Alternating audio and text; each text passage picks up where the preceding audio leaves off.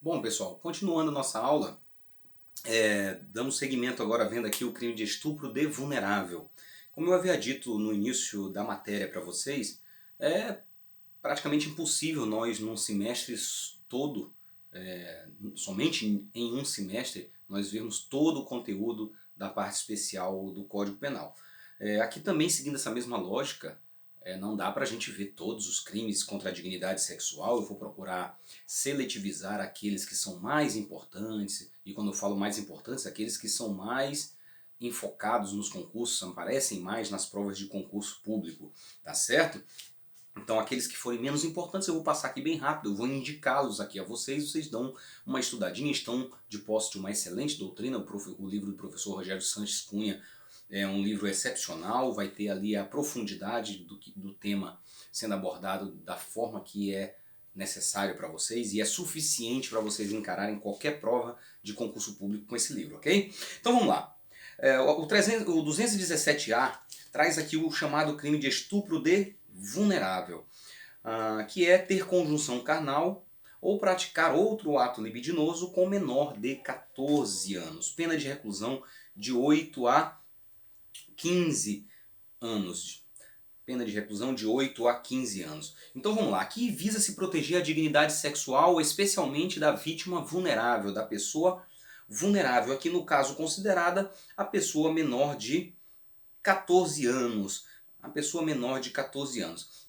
Nas antigas disposições do Código Penal, antes dessas alterações que foram introduzidas aqui pela Lei 12.015 de 2009, nós tínhamos ali o crime de estupro no artigo 213, nós tínhamos o crime de atentado violento ao pudor previsto no artigo 214, e lá não se falava especificamente do vulnerável. Lá adiante, no artigo 224, que foi revogado, no 224 da parte geral ali, nas disposições finais, disposições gerais dos crimes contra, ou então crimes contra os costumes, como eram chamados à época, havia lá uma hipótese de violência presumida. A violência presumida, então, entre as hipóteses que tínhamos, era a pessoa menor de 14 anos e as pessoas que tinham algum problema de doença mental, pessoa retardada ou doente mental, que eram consideradas vulneráveis, né? Não se usava essa expressão vulnerável, mas se entendia que haveria uma violência presumida, ok? Aqui houve uma técnica legislativa diferenciada para dispor sobre esse crime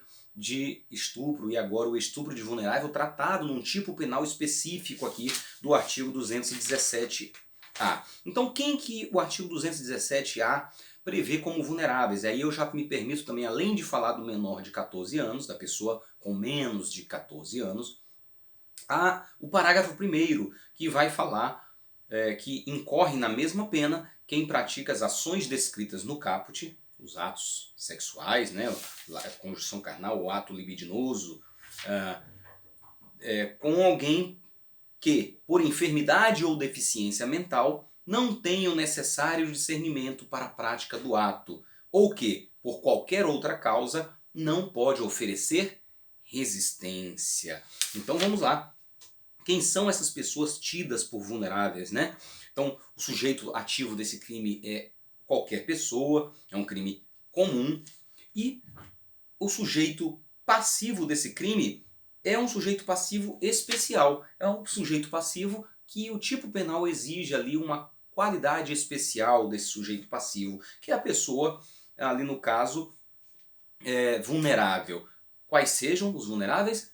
Menor de 14 anos, pessoa que tem qualquer tipo de enfermidade ou doença mental, ou deficiência mental, e pessoa que não pode, por alguma outra causa, não pode oferecer resistência. Ok, menor de 14 anos, pessoal. Menor de 14 anos. Aqui, a legislação penal trata esse menor de 14 anos como alguém sobre a qual recai uma presunção absoluta de incapacidade de consentimento. Para o Código Penal, a pessoa com menos de 14 anos de idade, ela é presumidamente, de forma absoluta, presumida como alguém que não tem capacidade de dar um consentimento válido. Então não importa se essa pessoa praticou sexo com alguém ou qualquer outro ato libidinoso com o seu consentimento, porque esse consentimento dela é nulo, é inválido, então equivale ao não consentimento. Por isso que se dizia antigamente que isso era uma violência presumida, certo? Essa presunção é absoluta de invalidade desse consentimento. Não importa. Ah, eu tenho um exemplo ali que o camarada namorava, a melhor das boas intenções. Um rapaz de 21 anos de idade que namorava com uma menina de 13. Não importa, ele está praticando o crime de estupro de vulnerável. Ah, essa menina de 13 anos ela tinha uma vida sexual ativa, inclusive ela se prostituía. Não interessa, menor de 14 anos, o consentimento inválido, há ali o estupro de vulnerável, ok? Não importa experiências sexuais anteriores da vítima, não importa se namoravam, não importa se houve o consentimento real na situação, porque esse consentimento é inválido. Praticou crime ou praticou ato sexual ou qualquer outro ato libidinoso com pessoa menor de 14 anos, ocorre o crime de estupro de vulnerável. Não há nenhuma dúvida com relação a isso. Inclusive, é um crime de estupro que se enquadra nas hipóteses dos crimes hediondos, tá certo? O crime de estupro de vulnerável também é hipótese de crime hediondo, arrolado na lei de crimes hediondos. Vamos lá, com relação à pessoa portadora de enfermidade ou deficiência mental, aqui convém fazermos alguns comentários por conta do advento do Estatuto da Pessoa com Deficiência, do Estatuto Brasileiro da Inclusão, da Lei 13.146 de 2015. O Estatuto da Pessoa com Deficiência, ela considera que a pessoa com deficiência ela pode se casar, ela pode ter vida sexual, ela pode exercer seus direitos sexuais e reprodutivos. E aí vejam, como é que eu concilio essa previsão aqui do Estatuto da Pessoa com Deficiência, no sentido de que ela pode livremente exercer os seus direitos sexuais e reprodutivos, pode se casar, e ao mesmo tempo o Código Penal está me falando que ocorre o crime de estupro de vulnerável se eu pratico sexo ou qualquer ato libidinoso com pessoa que tem enfermidade ou deficiência mental. Como é que eu concilio isso? Obviamente que a interpretação que se deve fazer aqui para conciliar essas normas, aqui o próprio parágrafo 1º vai trazer aqui a resposta para a gente, ó. Que pessoa que por enfermidade ou deficiência mental não tem o necessário discernimento para a prática do ato.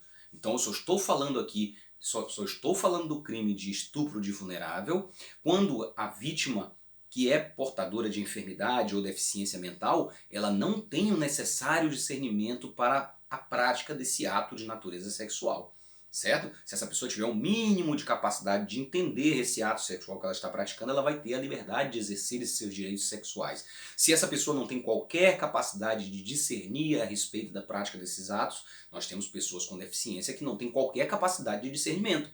Essas pessoas, sim, pessoas com deficiência ou doença mental que não tenham nenhuma capacidade de discernimento com relação à prática desses atos, o agente que praticar atos sexuais com essa pessoa estará praticando o crime de estupro de vulnerável, ok? E por último, a última hipótese de vulnerabilidade é aquela situação da vítima que por qualquer outra causa não pode oferecer resistência. Não oferecer resistência, já falamos, pode ser em razão de uma embriaguez completa, pode ser em razão de um efeito de drogas, pode ser porque está sob efeito de anestésicos ou de analgésico ou de anestesia geral, como acontece às vezes, lamentavelmente, em hospitais, em clínicas, que o médico ministra algum tipo de medicamento ou de anestesia, que a vítima fica ali inconsciente ou sem qualquer capacidade de resistência para que ele pratique o ato sexual ou qualquer outro ato libidinoso. Então são esses exemplos que nós estamos colocando bebida, substâncias na bebida, Boa Noite Cinderela ou qualquer coisa que o valha, certo? Nesse caso nós temos uma forma de eliminar a resistência, a capacidade de resistência da vítima, tá ok? Nós temos aí no parágrafo 3º, se dessa conduta resulta lesão corporal de natureza grave, pena de reclusão de 10 a 20 anos. Esse resultado, lesão grave, tem que ser um resultado necessariamente culposo. Nós estamos diante aqui de um crime préter-doloso. Há o dolo de praticar o estupro de vulnerável e há um resultado, lesão corporal de natureza grave, que o agente não agiu com dolo para esse resultado, ele agiu culposamente. Parágrafo 4º, se da conduta resulta morte, reclusão de 12 a 30 anos. Mesma coisa que falamos em relação ao resultado lesão grave. E esse resultado morte mais grave foi um resultado que adveio a título de culpa. Se o agente age dolosamente para esse resultado morte, ele estará praticando o crime de homicídio em concurso com o crime de estupro de vulnerável.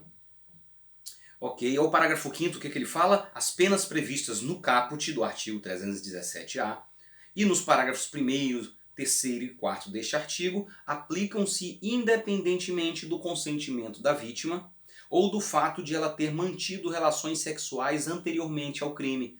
Então, já falamos que uma vida sexual que a vítima já desempenhava, já exercia, mesmo que ela se prostituísse, por exemplo, ou tinha uma vida sexual de forma bastante ativa, isso não vai excluir a responsabilidade penal do agente em relação ao crime de estupro de vulnerável. Aí nós temos em seguida, depois do crime de estupro de vulnerável, que fizemos as considerações importantes, o artigo 218, vocês deem uma rápida lida nele, que é induzir alguém menor de 14 anos a satisfazer a lascívia de outrem. Então, o mero ato de induzimento para que pessoa de 14 anos, menor de 14 anos venha satisfazer interesses sexuais de alguém já configura o crime. Okay? Se houver esse resultado, a pessoa pode responder pelo crime também de estupro de vulnerável, mas se há simplesmente o ato de induzir pessoa menor de 14 anos a satisfazer a lascívia sexual de alguém, eu já tenho o crime previsto no artigo 218.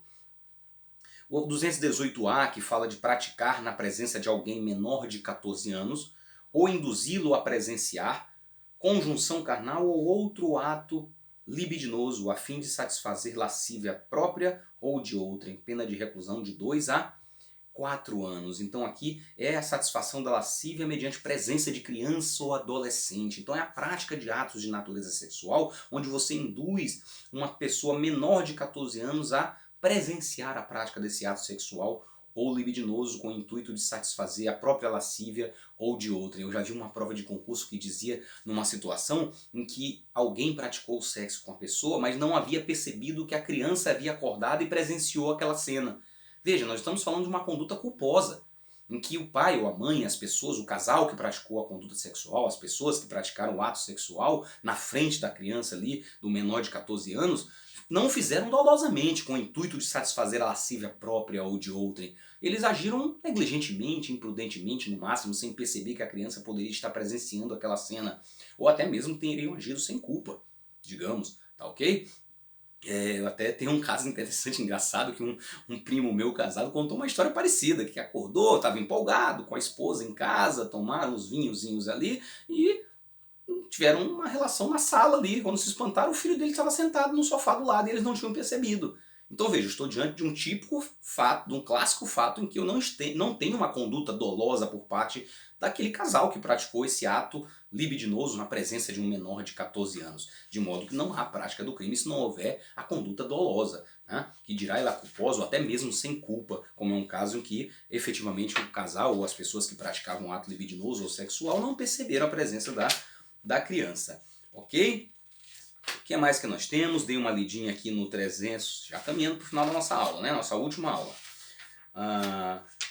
Crime do 218B, que é submeter, induzir ou atrair à prostituição ou outra forma de exploração sexual alguém menor de 18 anos ou que, por enfermidade ou deficiência mental, não tenha o necessário discernimento para a prática do ato, facilitá-la, impedir ou dificultar que a abandone. Então aqui é uma exploração, submeter, induzir ou atrair a pessoa à prostituição, e alguém aqui no caso menor de 18 anos. Tá certo? Menor de 18 anos à prostituição, a exploração da prostituição alheia. Esse aqui é interessante também por conta de ser algo recente, uma novidade aqui introduzida recentemente, que é o 218C. Artigo 218C traz aí a divulgação de cena de estupro e de estupro de vulnerável e de caso de sexo ou pornografia.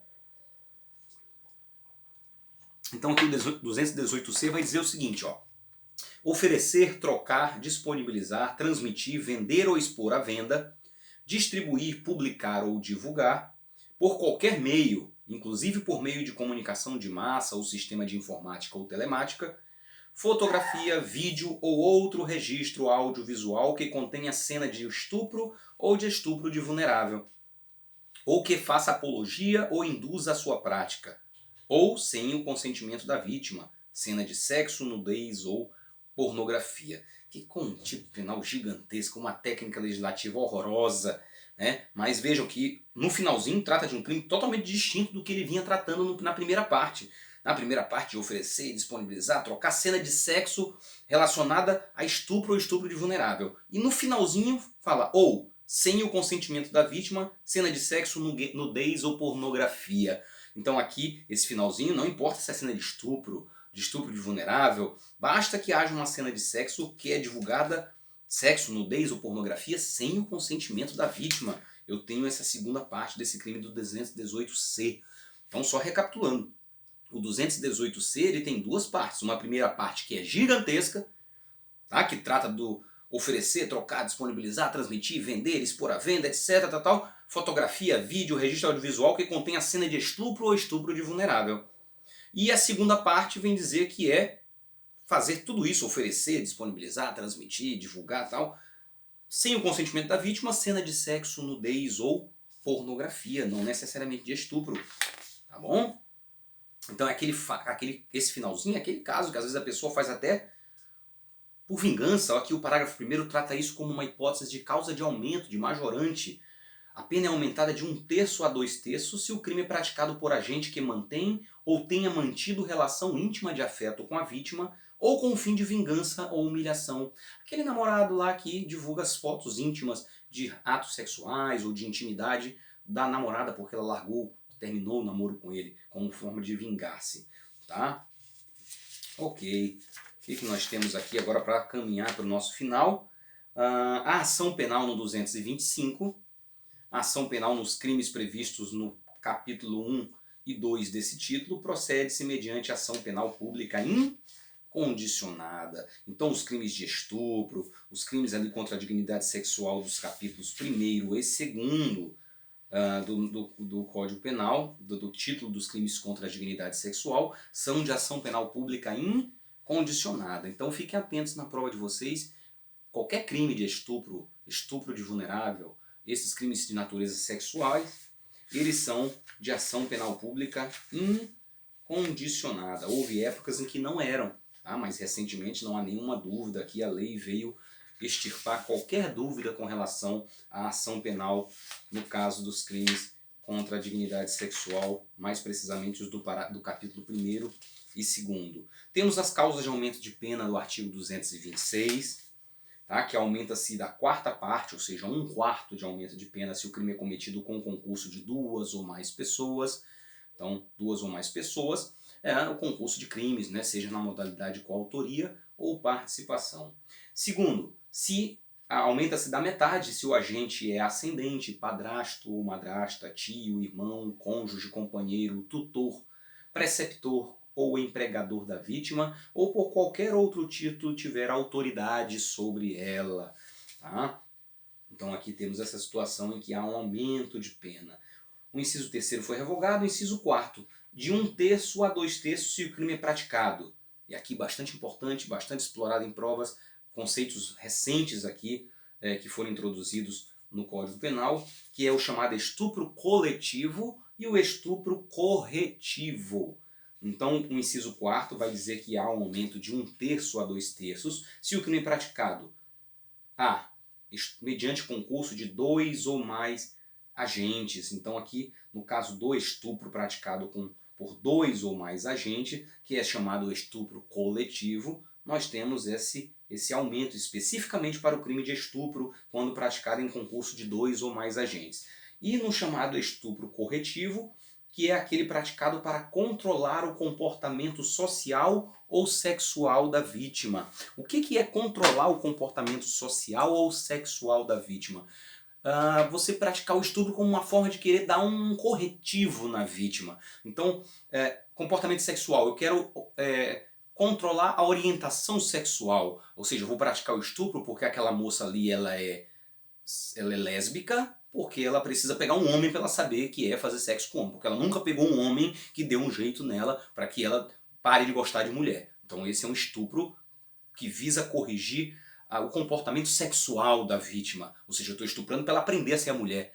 Por exemplo, no caso do crime praticado pelo agente homem contra a mulher, como uma forma de controlar o seu comportamento sexual por ela ter orientação sexual homoafetiva, ou o homem vice-versa, né? Digamos que a mulher faz isso com o rapaz, com o homem, para uma forma de controlar seu comportamento sexual, porque ele precisa saber o que é gostar de uma mulher, por exemplo. Ou o comportamento social, né? Pratica o estupro porque a mulher está usando roupinha curta e eu falo assim, ó, vamos, né? Tem que ser estuprada porque está andando num lugar a essa hora com esse tipo de roupa. Então seria uma forma de praticar no estupro corretivo, uma forma de controlar comportamento, seja ele social ou sexual da vítima, ok, gente?